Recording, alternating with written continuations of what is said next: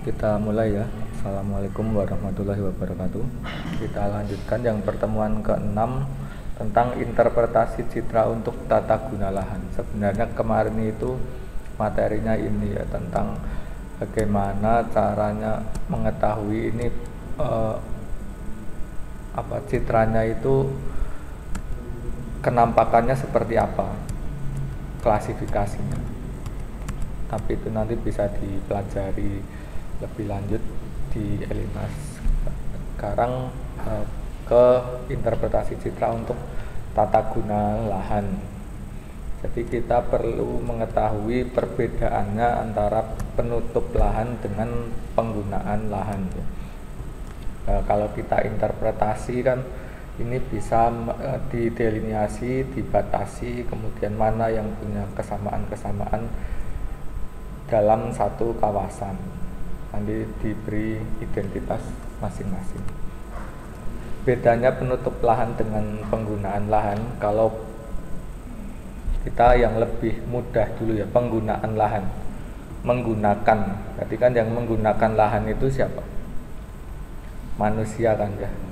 Jadi penggunaan lahan itu lebih condong ke aktivitas yang dilakukan oleh manusia di lahan tersebut.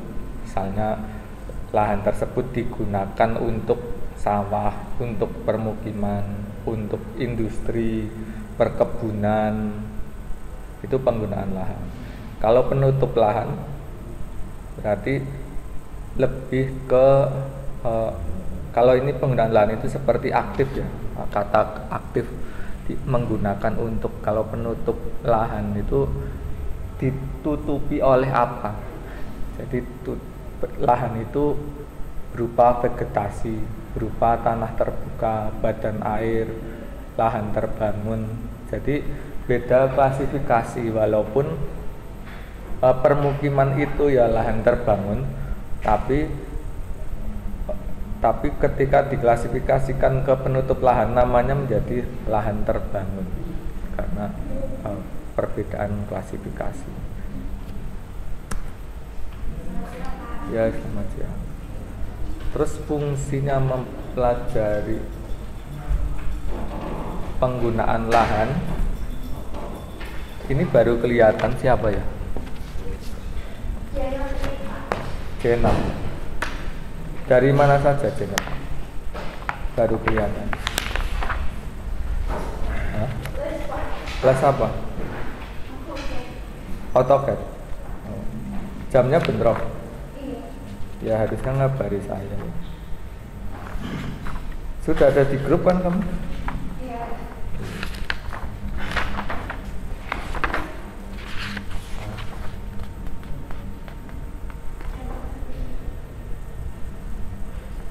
Yang genatrin ya? Aslinya mana?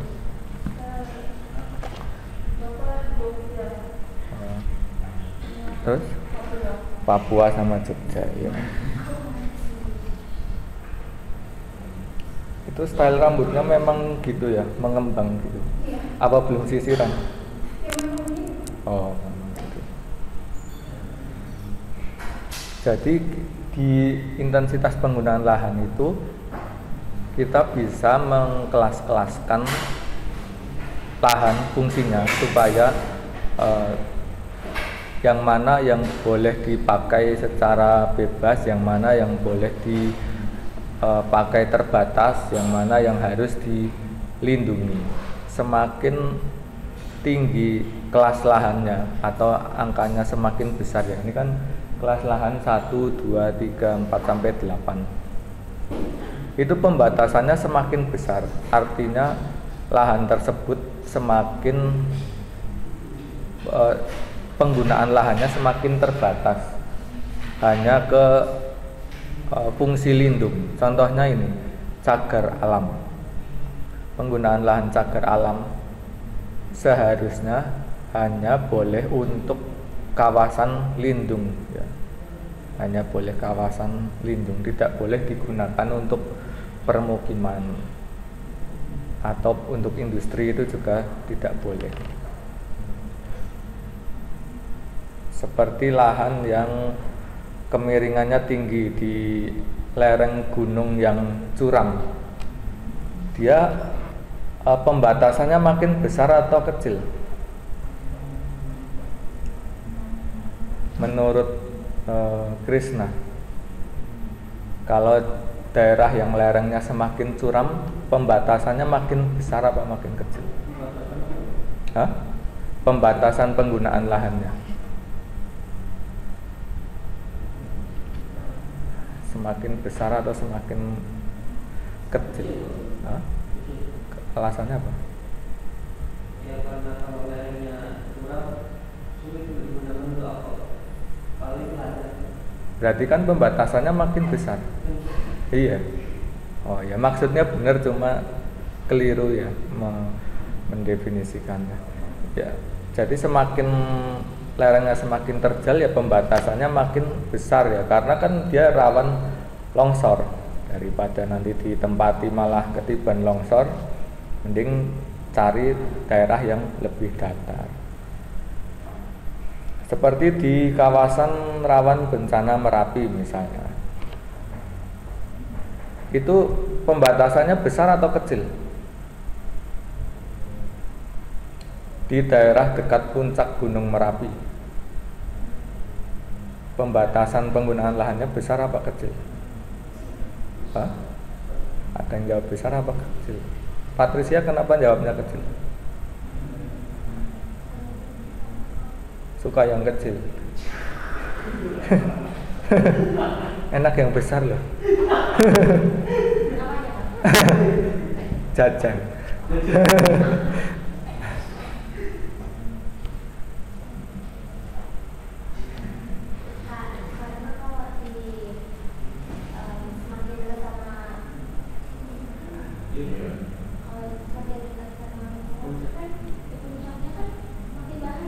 Iya, berarti pembatas penggunaan lahannya makin besar atau kecil?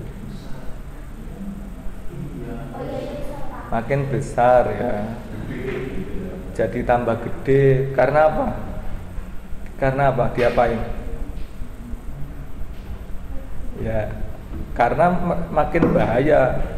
Daripada gunungnya meletus, kesiram lahar ya kan? Hangus nanti, tinggal kerangka.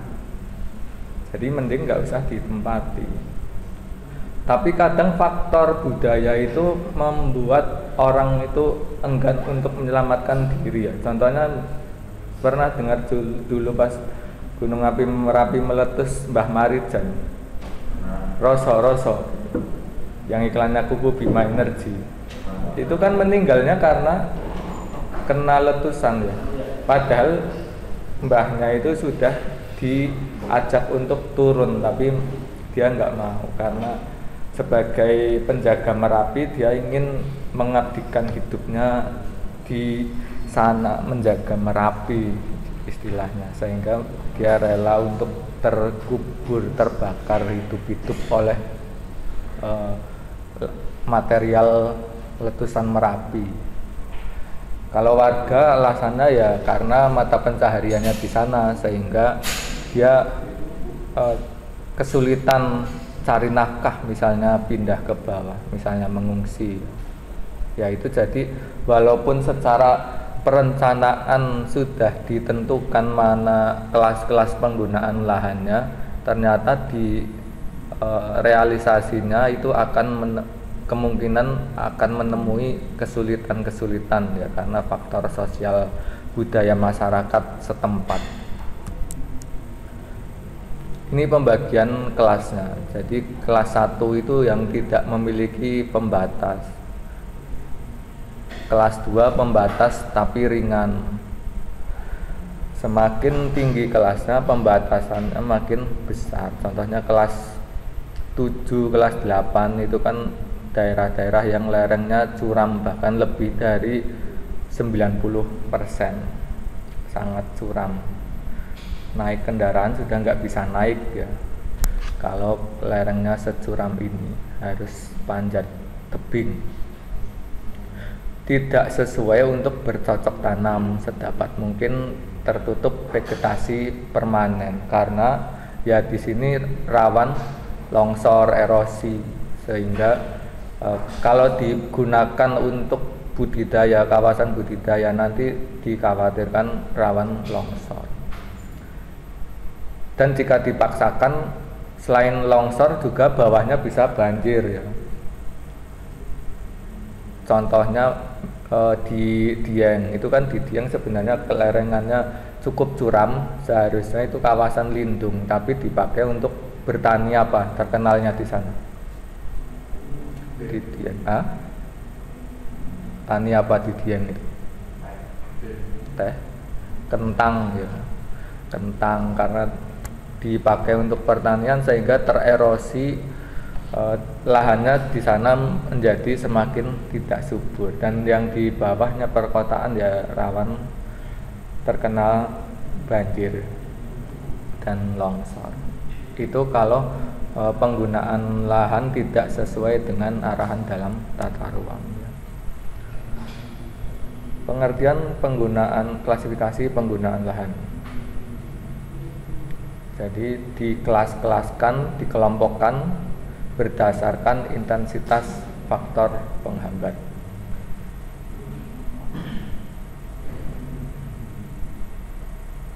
Kalau dalam undang-undang tata ruang, ini sipil ada yang tahu nggak undang-undang tata ruang nomor berapa?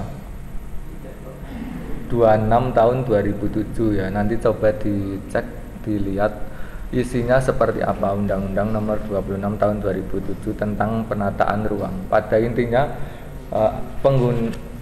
arahan tata ruang itu diklasifikasikan menjadi dua, kawasan budidaya sama kawasan lindung. Kawasan budidaya itu yang boleh dipakai, digunakan oleh manusia untuk beraktivitas, sedangkan kawasan lindung berarti kawasan yang harus dibiarkan karena untuk melindungi kawasan di sekitarnya.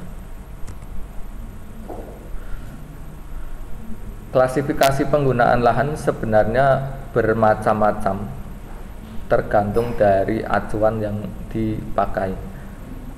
Secara umum ada 3 ya, yang biasanya dipakai dalam mengklasifikasikan penggunaan lahan, yaitu SNI, National Land Use Database, dan Perencanaan Tata Ruang. Ya, ini yang UU nomor 26 tahun 2007.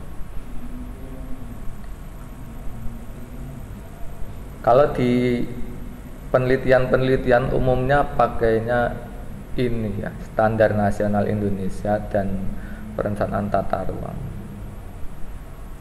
Kalau ini jarang digunakan yang National Land Use Database. Menurut SNI, Standar Nasional Indonesia, penggunaan lahan dibagi menjadi bermacam-macam dan nanti dibagi lagi menjadi sub-sub lagi. Di daerah pertanian ada sawah, ladang, tegalan atau huma, itu sama ya. Terus perkebunan, daerah bukan pertanian itu bisa hutan, semak belukar, padang rumput rawa, dan kalau di luar negeri mungkin ada kayak ini ya, taiga. Pernah dengar nggak taiga? Berkawasan bersalju yang pohonnya itu seperti pohon paku, pinus. Kalau di Indonesia nggak ada ya. Kalau sabana stepa pernah dengar nggak? Sabana stepa kan di NTT banyak gitu, sabana stepa. Iya, stepa nggak tahu ya. Itu ada kemiripan antara sabana dengan stepa. Kita perlu bisa membedakan penggunaan lahan ini, karena ini kan buat interpretasi yang seperti di pertemuan sebelumnya yang tentang ini. Kalau ini kan masih mudah ya, membedakan objek-objek seperti jalan, terus permukiman, terus bangunan, menara, ini permukiman, ini juga permukiman, terus ini stadion, ini stasiun, kan masih mudah, terminal. Tapi kalau nanti masuk ke sini, ke penggunaan lahan, ini semakin sulit karena sudah bentuknya kawasan ya. Jadi melihat citra membedakan mana yang sawah, mana yang ladang, mana yang kebun, karena sama-sama warnanya hijau, mirip. Kemarin kan sudah dipelajari bahwa untuk citra warna asli true color, jadi untuk vegetasi warnanya kehijauan ya, untuk tanah warnanya kecoklatan. Nah, ini daerah bervegetasi ini warnanya hijau semua, tapi kita harus bisa membedakan 8 ini ya, 8 kriteria ini, 8 klasifikasi. Kalau yang lahan terbuka mungkin ini lebih mudah ya, membedakan permukiman, bandara, pelabuhan kan jelas. Terus danau, rawa, sungai. Kalau sungai kan bentuknya jalur seperti jalan. Kalau danau sama rawa bedanya apa? Danau, waduk, rawa, telaga, kolam, tambak, banyak sekali ya tubuh air itu. Nah, secara umum penutup lahannya ini namanya tubuh air, tapi diklasifikasikan menjadi banyak.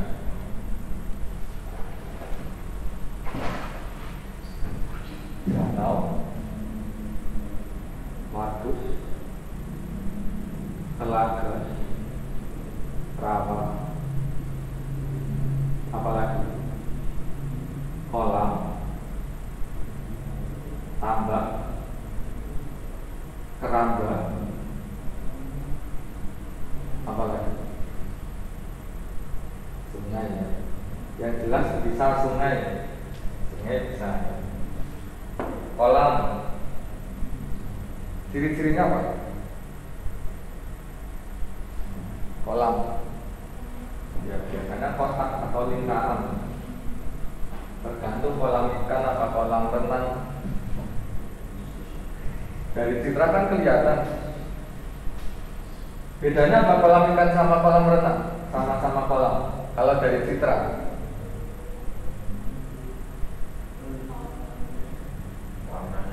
warnanya gimana? Kan air itu kemarin dijelaskan bahwa dalam citra warnanya akan gelap. Iya. Jadi mau airnya jernih atau kotor, warnanya tetap gelap. Lalu membedakannya gimana? Kolam ikan sama kolam manusia. Mungkin kalau kolam manusia ukurannya lebih besar. Lebih besar. Kalau untuk anak-anak kan lebih. Kolam anak-anak.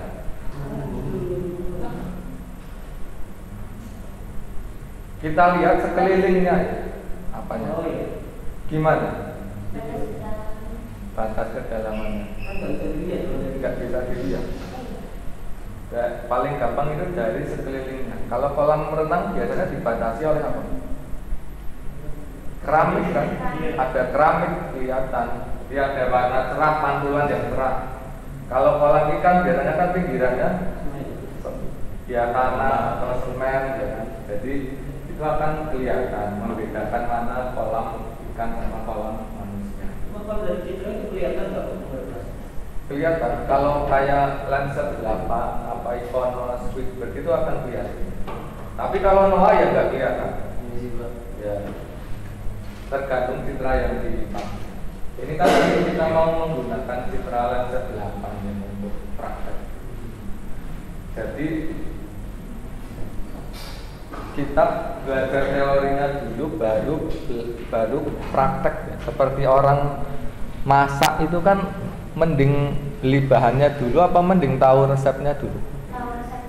Tahu resepnya dulu, karena kalau beli bahannya dulu takutnya itu nggak terpakai atau malah kadaluarsa kelamaan. Jadi tahu resepnya dulu. Nah ini kita harus tahu caranya menginterpretasi dulu. Kolam, tambak sama keramba itu mirip. Buat apa? Pelihara ikan. Bedanya apa tambak sama keramba? Hah? Tambak biasanya di mana? Kalau permukiman itu kolam ya. Kalau nggak itu di pinggiran sawah. Pinggiran sawah itu pematang ya. Pematang sawah. Ada tambak. Umumnya tambak itu di daerah pesisir. Kalau kalian ke pantai daerah Bantul, pernah di misalnya seperti Goa Cemara, terus dekat pantai Kuaru, itu ada tambak apa? Udang, ya betul, udang. Terus kalau di Pantura itu di Semarang, Demak, itu tambak apa? Tambak garam. Kadang ada yang garam juga. Iya, garam bener. Iya, ada garam. Nah, nanti kita bedakan antara tambak garam sama tambak ikan ya. Di mana? Di Maguwo. Itu apa namanya? Oh, itu sih nama daerah ya. Nama daerah. Bukannya dia itu penggunaan lahannya tambak, bukan, tapi itu nama daerah.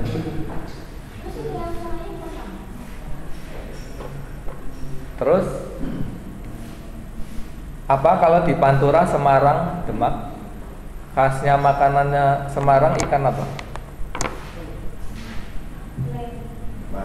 Bandeng, iya betul. Jadi di daerah Pantura itu banyak tambak bandeng. Jadi tambak itu adalah sebenarnya budidaya pertanian ya, pertanian tapi yang dipelihara ikan. Itu tambak. Nah, kita bedakan tambak garam dengan tambak ikan. Bedanya apa? Kalau yang ada kincirnya itu. Udang itu. Kalau yang ada kincirnya itu udang. Kalau tambak bandeng nggak perlu kincir.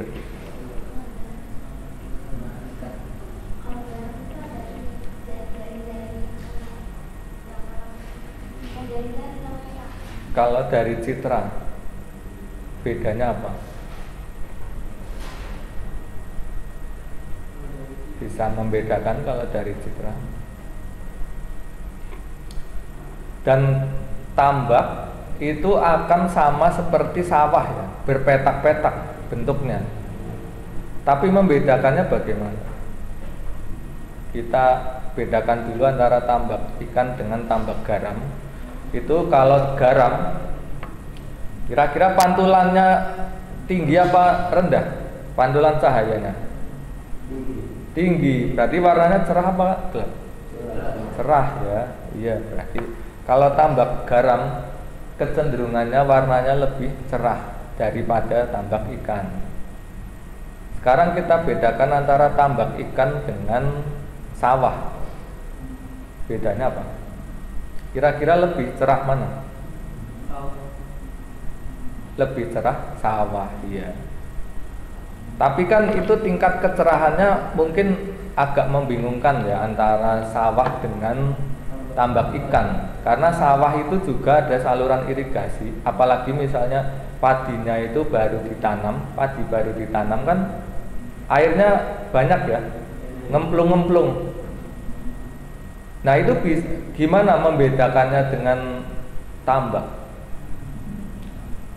Karena warnanya akan cenderung gelap, sama-sama cenderung gelap. Apa yang akan kita lakukan?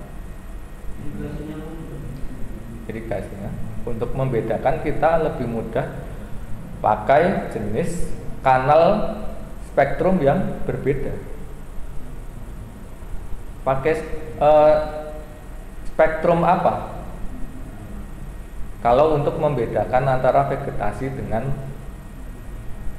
air, apa? Kemarin sudah dijelaskan,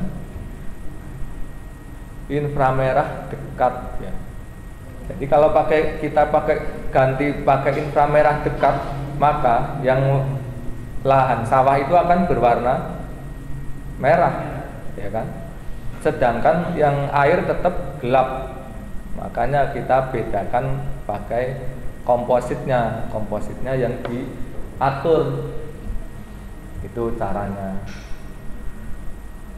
Terus keramba itu apa?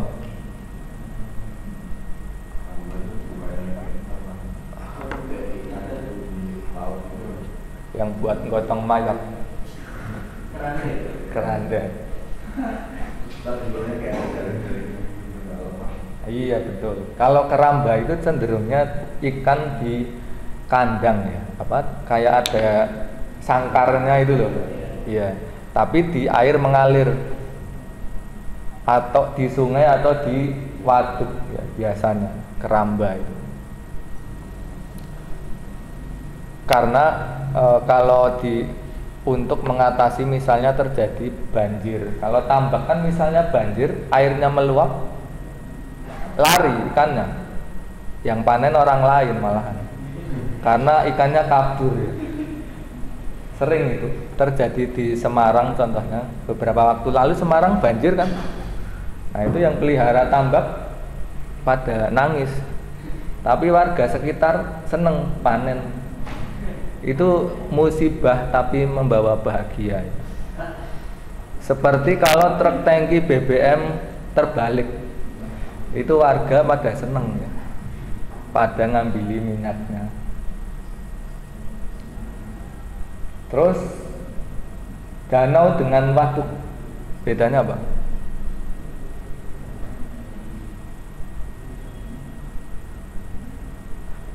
Toba itu danau apa waduk? Danau ya, bukan kolam ya. Masa kolam sebesar itu. Sermo waduk apa? Danau. Hah? Waduk ya. Gajah Mungkur? Gajah Mada? Universitas ya.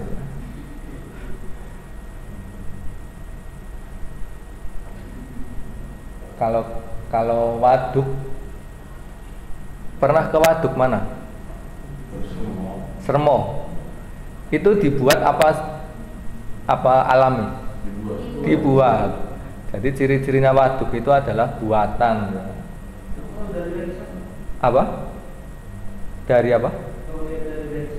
Dari Citra. Ya. Kita bedakan bedanya waduk dengan danau dari Citra. Karena alami, biasanya bentuknya teratur enggak? Enggak, suka-suka Tuhan membuatnya model apa ya? Tidak teratur. Terus kalau waduk biasanya pinggirannya ada apa? Biasanya kan di beton. Ada pembatasnya ya. Ya, itu bedanya waduk sama danau. Dan kecenderungannya waduk itu lebih kecil. Kemampuannya manusia membuat waduk kan lebih kecil daripada kemampuan Tuhan membuat danau. Danau itu kan bisa besar sekali. Terus telaga sama rawa bedanya apa? Atau contohnya rawa itu di mana? Pernah berkunjung ke objek wisata Rawa Pening? Belum? Ya, nanti kita jalan-jalan lewat Google Maps saja, di search ya, karena semester antara tidak cukup waktunya untuk jalan-jalan. Tapi kalau semester reguler juga tetap nggak jalan-jalan ya, karena jauh, males, capek. Rawa Pening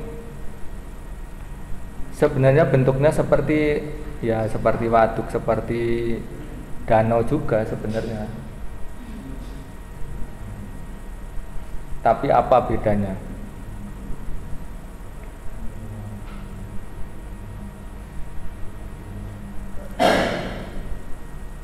Rawa-rawa biasanya masih banyak vegetasi ya. Vegetasinya masih banyak. Terus biasanya lebih dangkal karena rawa itu biasanya banyak sedimentasi. Terus apalagi? Itu alami apa buatan? Alami, jadi bentuknya lebih tidak teratur kalau rawa. Terus apalagi? Biasanya di rawa itu ada tanaman khasnya, yaitu enceng gondok. Jadi kalau dari Citra itu kelihatan tanaman mengapung, itu kemungkinannya rawa. Kalau telaga telaga itu contohnya banyak di daerah Kars ya, Gunung Kidul contohnya. Bentuknya seperti kolam, terus mungkin kira-kira sebesar lapangan sepak bola. Biasanya dipakai untuk sumber air ya, sumber air, karena biasanya terletak di daerah yang kesulitan air. Biasanya buat mandi, nyuci, sampai ke memandikan sapi, kerbau, dicampur di situ, di telaga biasanya. Terus sekarang kita bisa membedakan ke banyak bentuk tubuh air. Sebenarnya ya ada lagi laut. Air itu bentuk-bentuknya seperti ini. Tapi kan kita mudah ya membedakan laut. Jelas tahu kalau laut itu bedanya.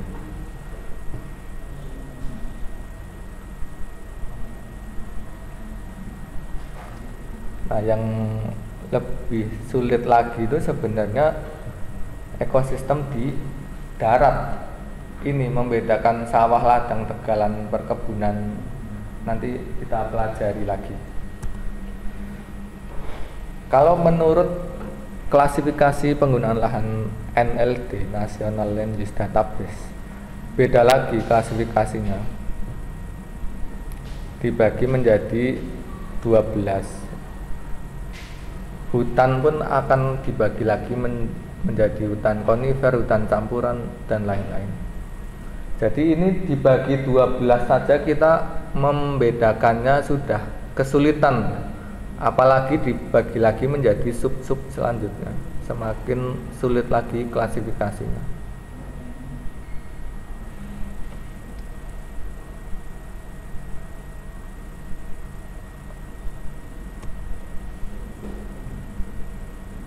Ya, ini seperti yang tadi dijelaskan, menurut UU 26 tahun 2007 tentang penataan ruang dibagi menjadi kawasan lindung dan kawasan budidaya.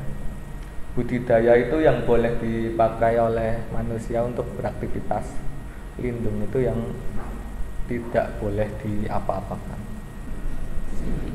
Ini klasifikasi kawasan lindung cukup banyak. Ada hutan lindung, ada kawasan resapan air, cagar alam, KRB itu rawan bencana ya, gunung berapi, kawasan rawan gerakan tanah. Kawasan rawan gerakan tanah biasanya ada di daerah pertemuan antar lempeng, sesar namanya, sesar. Seperti di Bantul, gempa Bantul tahun 2000 berapa ya? 2006 ya, itu karena pertemuan antar lempeng, sesar opak namanya. Kawasan perlindungan setempat, kawasan perlindungan lainnya. Kawasan budidaya, jadi hutan itu juga tidak selalu lindung, tapi boleh hutan ada yang bisa dimanfaatkan, misalnya di kawasan hutan rakyat. Kawasannya tetap hutan, tapi di sekitarnya, di bawah-bawahnya misalnya boleh ditanami misalnya palawija, padi. Yang penting jangan mengganggu keberadaan hutannya, supaya saling bersinergi. Ekonomi rakyat di sekitar meningkat, tapi hutannya tetap terjaga. Kalau kawasan pertanian, ya ini kawasan budidaya. Pangan, lahan basah, lahan kering, perkebunan. Jadi ini untuk membedakan jenis-jenis tanaman yang ada di setiap lahan. Lahan basah biasanya ditanami tanaman seperti apa? Padi, ya, padi. Kalau lahan kering biasanya ditanami palawija. Biasanya adalah yang modelnya itu campur, ya. Jadi tanah sawah itu dibuat berundak. Ada yang bagian atas itu untuk palawija, bagian bawah yang basah itu untuk padi. Ada juga yang campurnya itu tapi model waktu diselang-seling, dalam setahun padinya 2 kali terus diselingi oleh palawija sekali, tergantung daerahnya. Terus kawasan tanaman tahunan. Jadi ciri-cirinya kebun itu tanamannya adalah tanaman yang besar ya, tanamannya cenderung besar. Cengkeh, kakao, karet. Jadi untuk membedakannya, kalau kebun dari segi ukuran tanamannya besar. Terus apalagi? Tanamannya biasanya tanaman tahunan. Tanaman tahunan. Terus biasanya tanaman keras. Tanaman keras itu berkayu. Terus biasanya apalagi? Biasanya itu teratur. Karakteristiknya teratur karena ditanam. Kebun itu kan ditanam. Terus apa lagi? Biasanya bisa panen rutin. Jadi kalau kayak sawah padi itu kan sekali tanam panen babat habis ya, terus tanam lagi. Tapi kalau ini kebun beda. Kalau kebun bisa dipanen berkali-kali. Pertanyaannya seperti cabai. Cabai itu bisa dipanen berapa kali? 5-6 kali, ya kan? Itu masuknya mana? Apakah masuknya kebun? Masuknya mana? Iya, karena bukan tanaman besar. Masuknya mana? Seperti cabai, terus melon, terus semangka, sawi yang kita sering lihat di daerah pertanian, misalnya di Kulon Progo. Itu penggunaan lahannya apa? Kita harus bisa bedakan loh. Apa? Hutan, sawah, ladang, kebun, pekarangan, tegalan, apalagi hutan, sawah, tegalan. Ya kayaknya sudah. Cabai, terus semangka, melon, masuknya mana? Hah? Apa tanam cabai di hutan? Di mana? Sawah ya, betul, sawah. Tapi sawah lahan kering, iya betul. Karena kalau cabai ditanam di lahan basah, busuk. Karena cabai itu tanaman yang enggak tahan oleh air, kena hujan saja gampang busuk. Kalau bawang merah, bawang putih itu apa? Di mana nanamnya? Hah? Ladang? Sawah, sama sawah. Sawah lahan kering. Iya. Kalau singkong?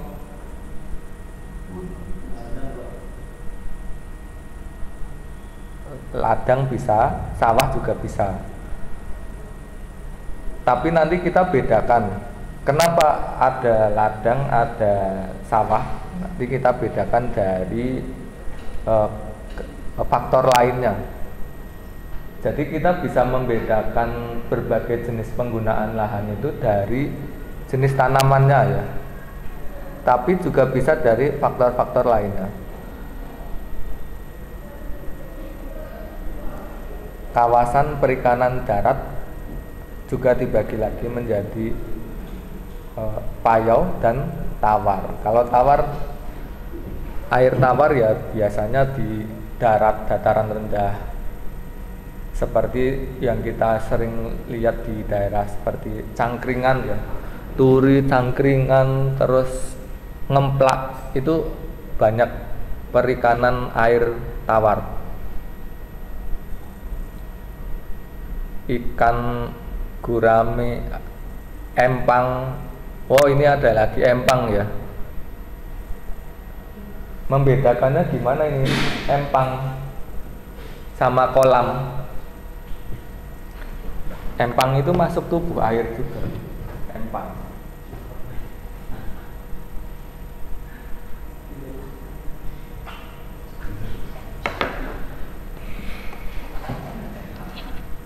Ada lagi perikanan darat cupang ya. Nemunya di mana ini? Kos-kosan. Hah?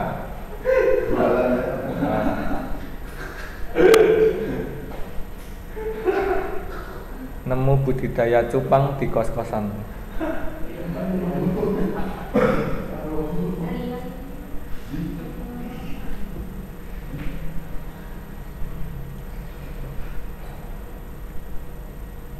Kalau air payau biasanya di daerah pesisir ya, seperti tadi disebutkan, di daerah misalnya pesisir Bantul atau pesisir Semarang dan Demak. Udang, bandeng, kepiting, mujair. Biasanya udang sama bandeng itu jadi satu kolam.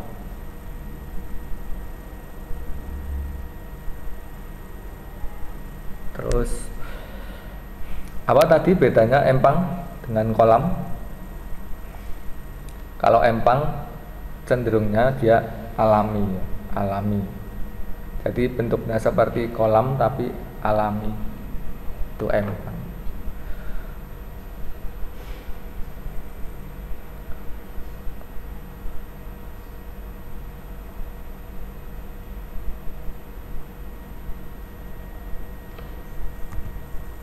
Kawasan pertambangan ya macam-macam, ada tambang batu bara, ada tambang nikel yang katanya Elon Musk mau investasi di Indonesia ya. Itu kan karena tambang nikel, tapi nggak tahu jadi apa enggak.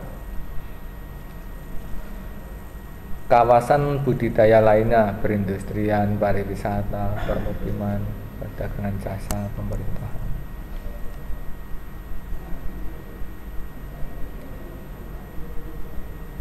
Biasanya membedakannya antara permukiman dengan perindustrian, bedanya apa ini? Sama-sama bangunan, ukuran ya, ukuran bisa, terus bentuk juga bisa. Kalau fungsi dari citra kan nggak kelihatan, karena dari citra kelihatannya cuma atap ya. Kalau dari atap beda nanti tingkat kecerahannya. Biasanya kawasan perindustrian kan atapnya lebih cerah karena biasanya atapnya seng.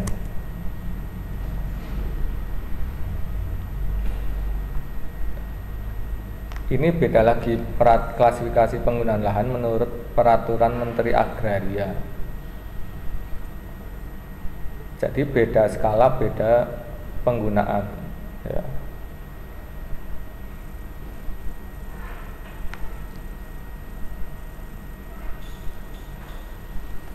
Oh, ini ada lagi pegalan padang rumput.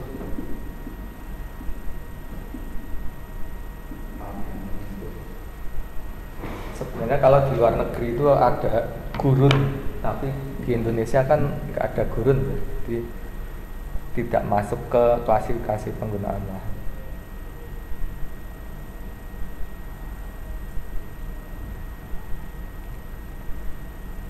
Tanah terbuka. Oh, ini ada lagi tanah terbuka. Contohnya apa?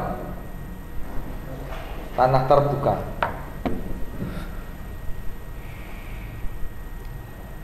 Tanah terbuka itu tanah yang nggak pakai baju. Betul. Ya.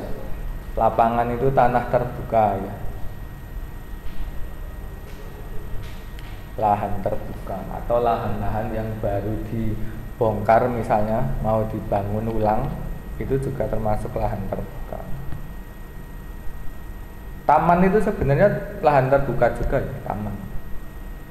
Ruang namanya saja taman ruang terbuka hijau. Ya berarti kan terbuka, warnanya hijau.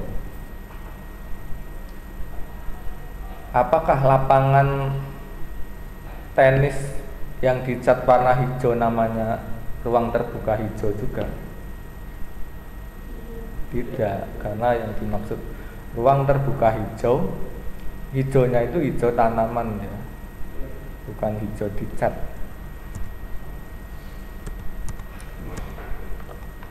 Ini penggunaan tanah perdesaan, ada lagi penggunaan tanah perkotaan. Kalau untuk skala perkotaan, skalanya lebih besar apa kecil? Ini kan desa ya, skalanya 50.000, 25.000. Ini kota, skalanya 2.500, 5.000. Kita harus tahu skala 1 banding 5.000 dengan 1 banding 50.000. Skalanya besar mana? Skalanya ya. Oh, sudah tahu berarti. Alasannya apa? Padahal kan 50.000 besar itu. Bisa buat beli makan sehari. 5.000 cuma dapat lauknya sekali satu. Kenapa yang 5.000 itu besar? Kenapa yang 50.000 malah kecil? Artinya apa?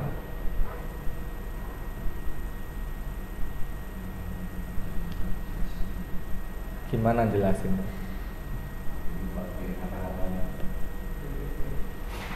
Atau pertanyaannya lebih detail mana? 5.000. Iya. Lebih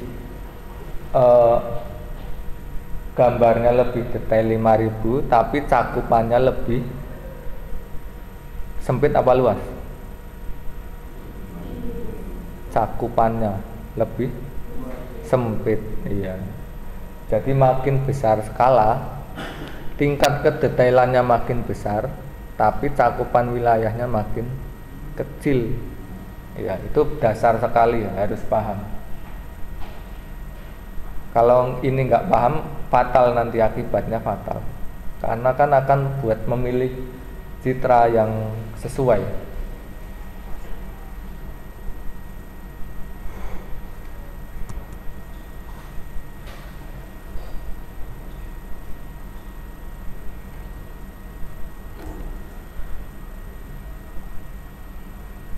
Ini klasifikasi zonanya berdasarkan peraturan-peraturan. Bisa dicari sendiri di internet banyak.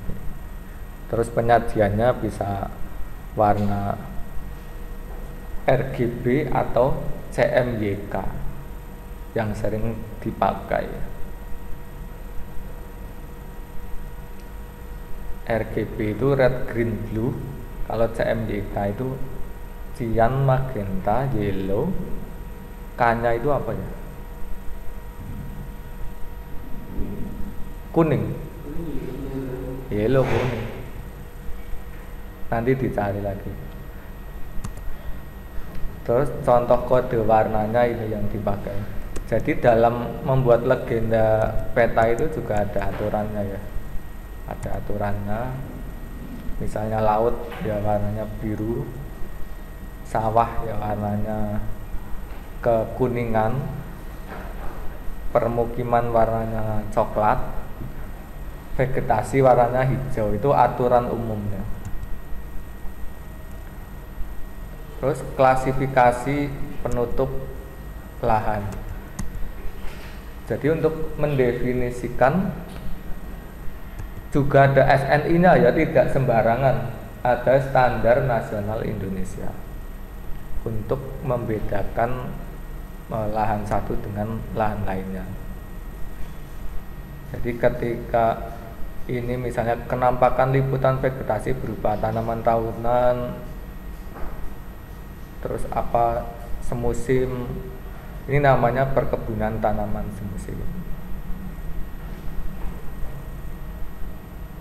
Terus misalnya liputan vegetasi campuran dari sisi jenis maupun memenuhi kebutuhan, namanya kebun dan tanaman campuran. Hutan juga dibeda-bedakan lagi tergantung tingkat kerapatannya. Misalnya rapatannya 10-40% namanya kerapatan rendah. Lebih dari 70% namanya kerapatan tinggi.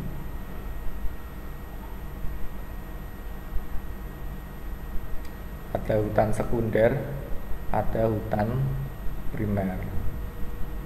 Bedanya apa? Kalau primer dia belum ada intervensi manusia. Jadi ibaratnya hutan belantara, Sedangkan hutan yang sekunder ini sudah ada intervensi manusia.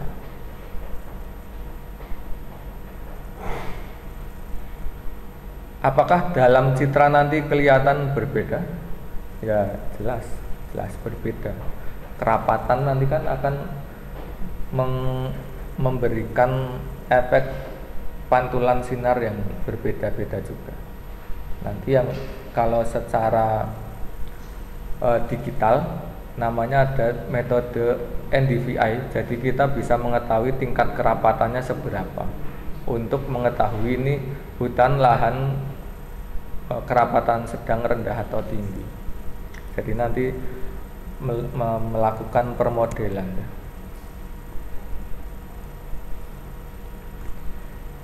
Ini pengertian sabana. Formasi vegetasi padang rumput diselingi semak dan pepohonan pendek yang sangat jarang.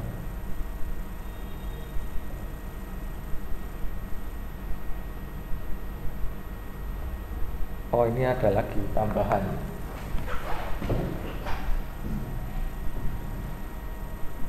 Semak ini belukar.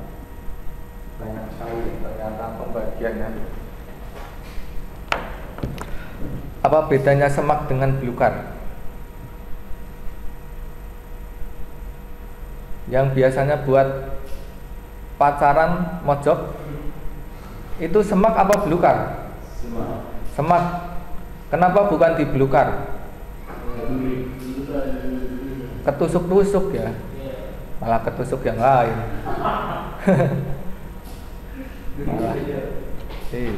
malah jadi sakit nantinya.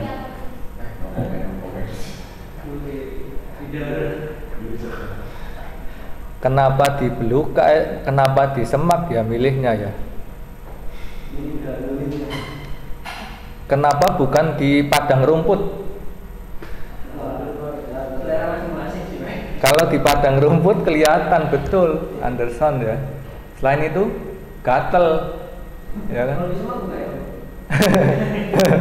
Enggak tahu, enggak pernah nyoba saya.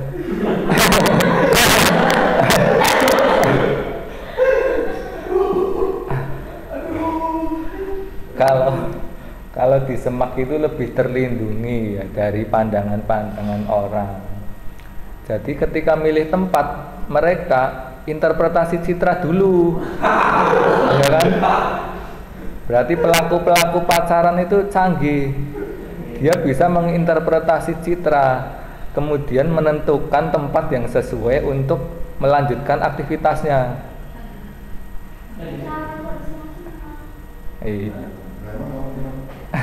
Iya, kamu kemana? Ke kafe. Oh, cuma ke kafe. Itu situasinya beda. Terus habis ke kafe kemana? Semak.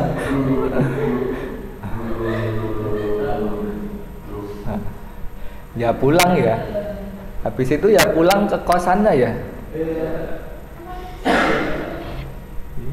Pulang ke kosannya.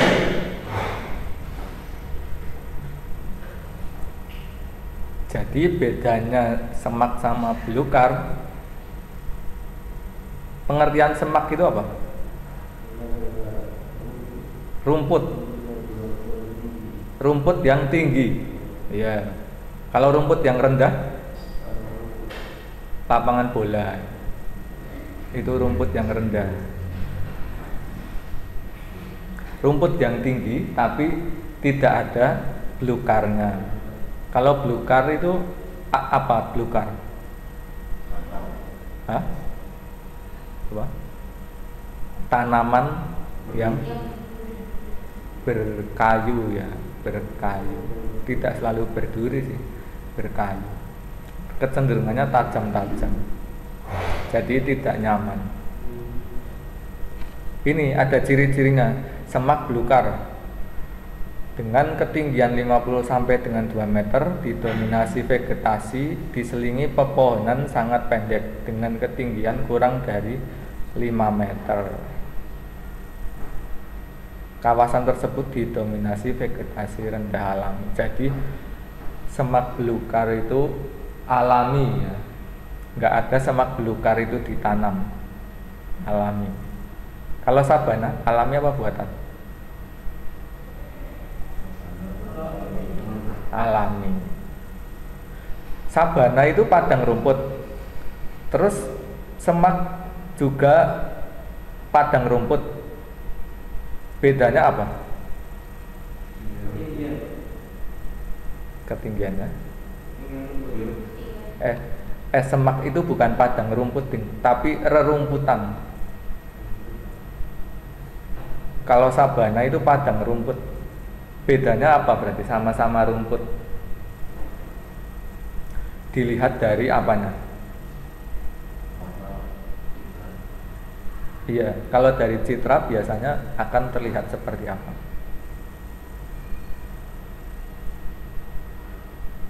Sabana karena namanya padang ya. Padang itu kan berarti luas. Luas dan banyak tanah terbukanya ketimbang rumputnya. Kalau semak itu kalau di citra akan kelihatan lebih hijau ya, karena banyak rerumputnya ketimbang padangnya, ketimbang pasiran-pasirannya. Itu nanti bedanya. Dan semak itu kecenderungannya lebih sempit, lebih luasnya lebih kecil.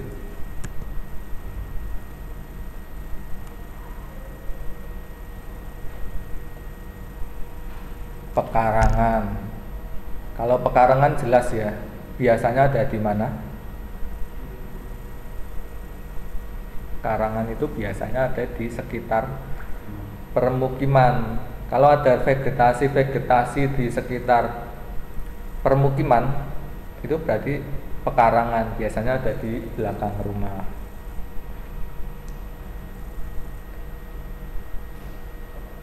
Karakteristik tanamannya bagaimana kalau pekarangan?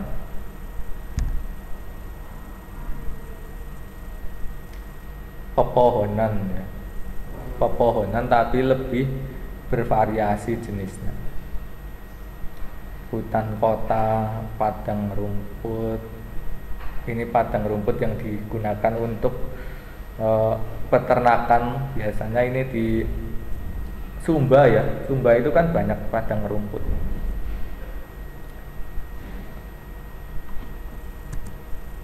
Nah ini bedanya sabana dengan stepa. Kalau sabana masih ada pepohonan-pepohonan.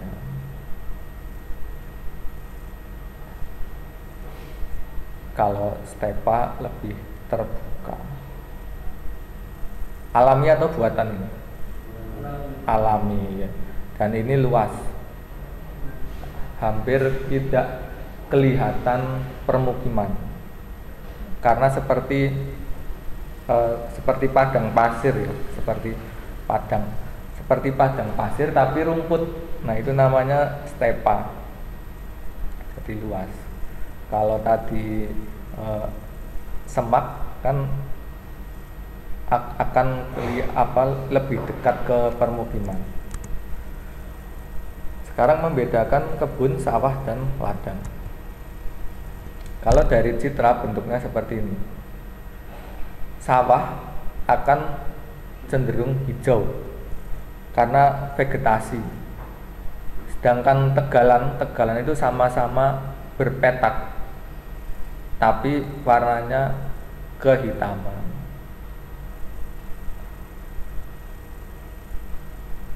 Tapi ini tergantung kompositnya ya sebenarnya, ini tergantung komposit yang dipakai.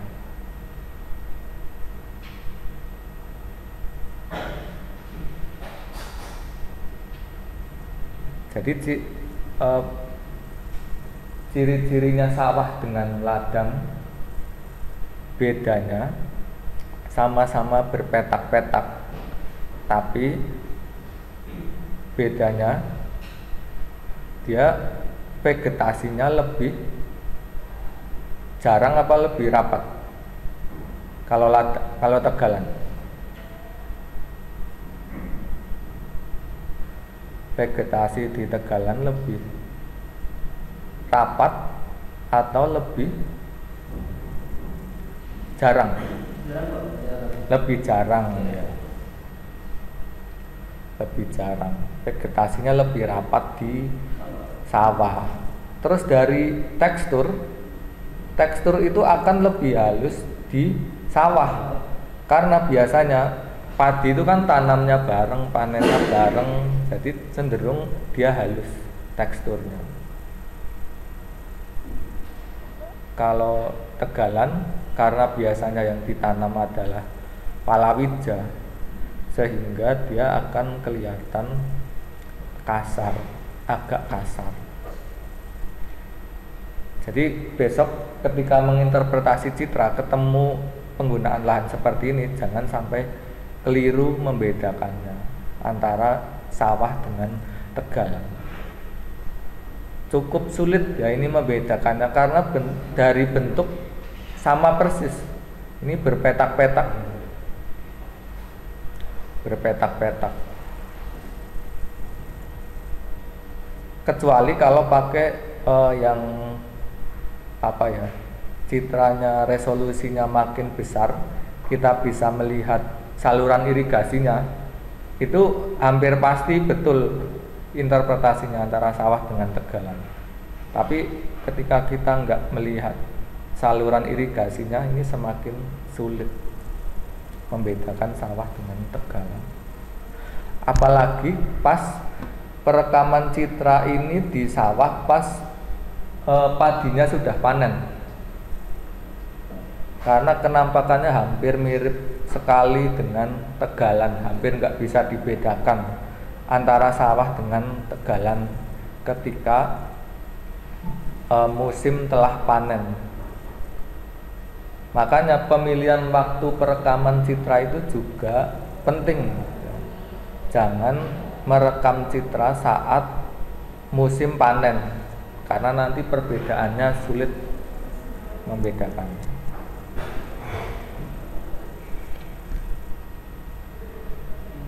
Ini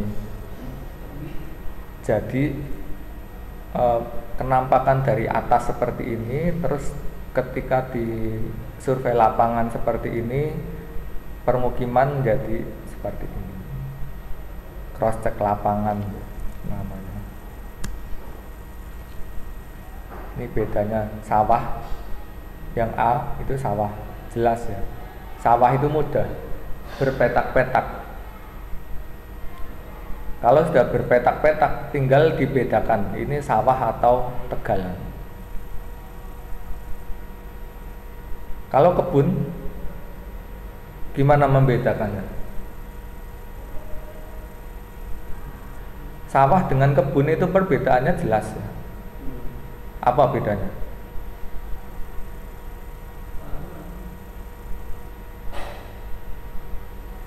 sawah dengan kebun paling jelas membedakannya dari apa?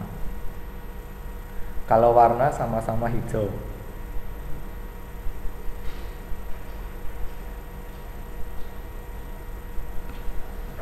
Terus dari apa?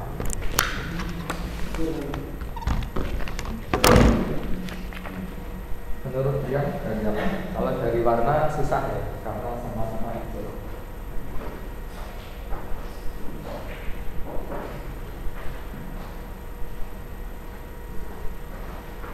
Dari apanya dia? Ini sudah ada contohnya.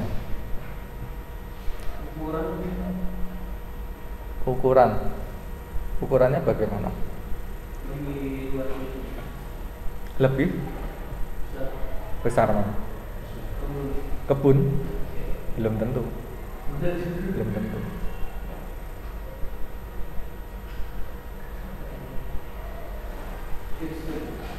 Hah?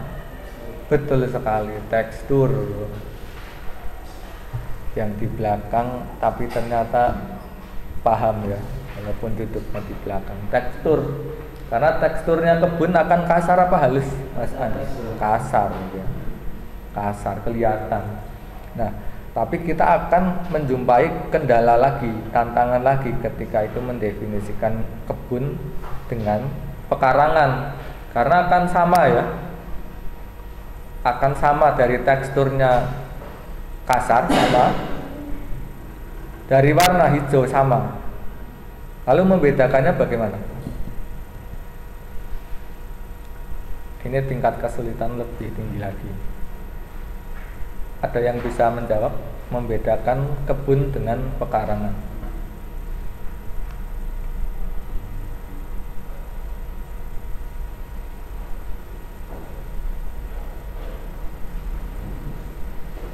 Gampang sebenarnya.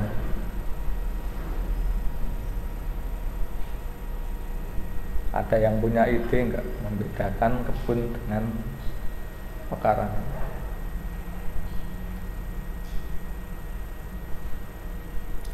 Jawabannya adalah kita tinggal lihat sekitarnya. Kalau di sekitarnya itu adalah rumah-rumah, maka namanya apa? Pekarangan. Tapi kalau itu jauh dari rumah, namanya kebun. Iya. Terus dari polanya lebih teratur mana? Kebun sama pekarangan? Kebun. Iya. Jadi kita semakin lihai dan membedakannya. Kalau jauh dari rumah, oh mungkin itu kebun. Polanya teratur, oh semakin yakin kalau itu kebun bukan pekarangan. Tegalan sama-sama berpetak-petak, tapi tegalan biasanya akan terlihat warnanya kecoklatan ya, karena vegetasinya lebih jarang daripada sawah. Dan dari tekstur lebih kasar apa lebih halus? Ladang, tegalan lebih kasar.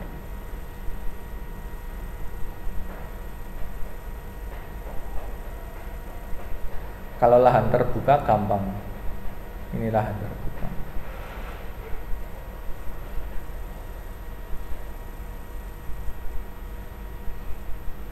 Ini ya bedanya sawah dengan tegalan. Jadi paling sulit itu membedakan sawah dengan tegalan, terus membedakan kebun dengan pekarangan.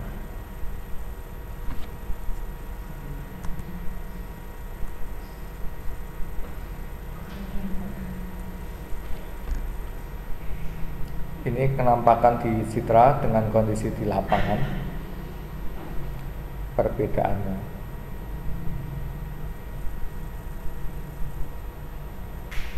Bisa dilihat ya,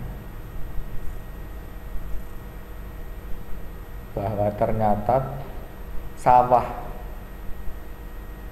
justru lebih gelap daripada ini apa ini?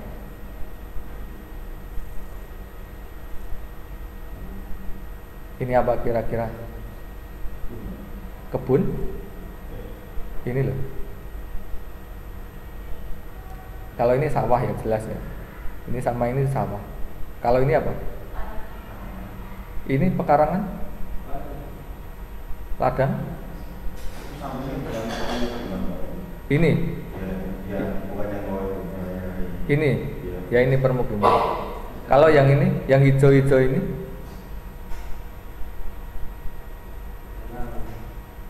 Apa kira-kira? Hah? Tegalan? Apa, Anderson? Yang hijau? Jawabannya?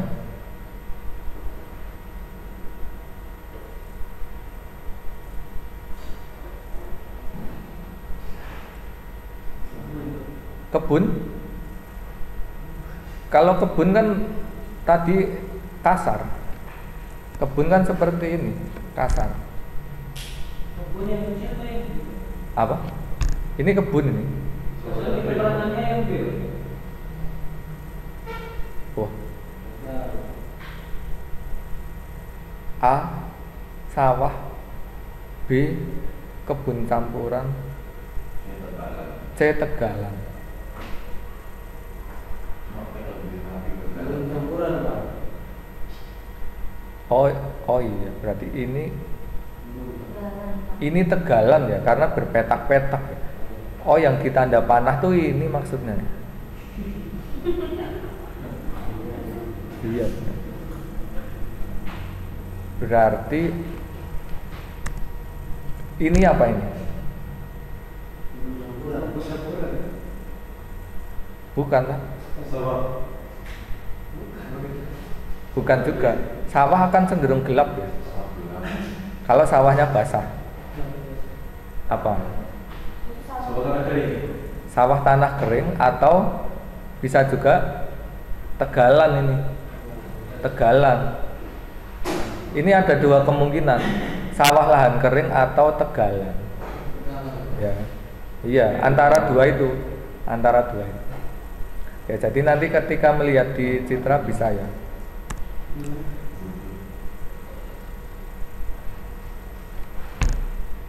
Nah, ini sawah ini. Kalau sawah dia akan gelap. Tapi ini kebetulan pas perekaman pada saat sawahnya hijau ya. Jadi mudah ini interpretasinya. Coba kalau pas sawahnya lagi habis panen, bakal sulit ini membedakannya.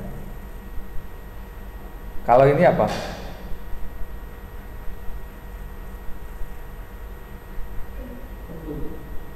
Kebun? Salah. Ini ciri-cirinya berpetak-petak. Kalau berpetak-petak itu cuma 3 ya. Sawah, sawah basah, sawah kering, sama tegalan. Sudah itu. Yang ini, yang bawah ini. Basah apa kering?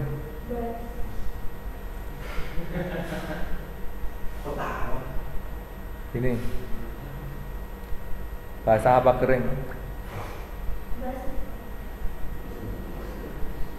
Kenapa basah?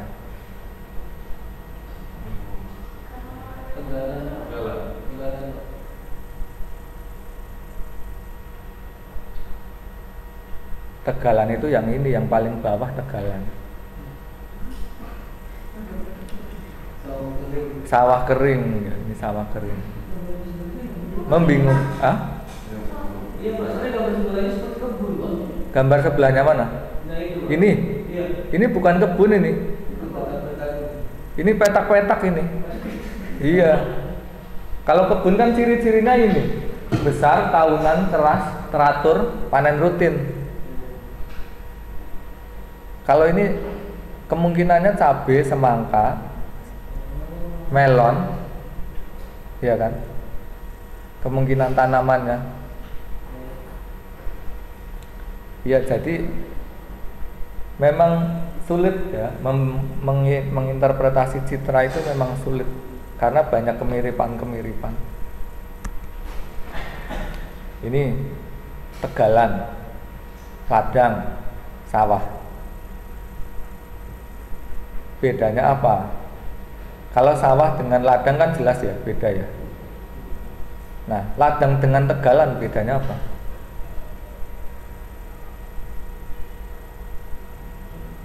Ladang dengan tegalan bedanya apa? Apa? Apa? Lebih banyak? Apanya? Lebih banyak vegetasi. Di mana? Di ladang. Belum tentu. Jadi kita akan kesulitan membedakan antara ini karena sekelompok sawah basah, sawah kering, tegalan. Ini akan sulit. Terus tegalan sama ladang juga akan sulit.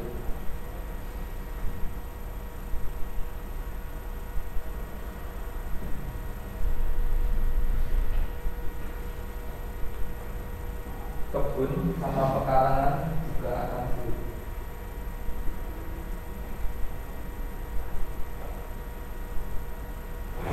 Kalau tadi kebun pekarangan gampang ya membedakannya apa? Permukiman ya. Kalau ini basah kering tegalan petaknya sama, bedanya apa? Tekstur. Sebenarnya dari tekstur juga bisa sih, tapi akan semakin menguatkan warna ya, tingkat kecerahan. Ini tegalan sama ladang. Dari apa?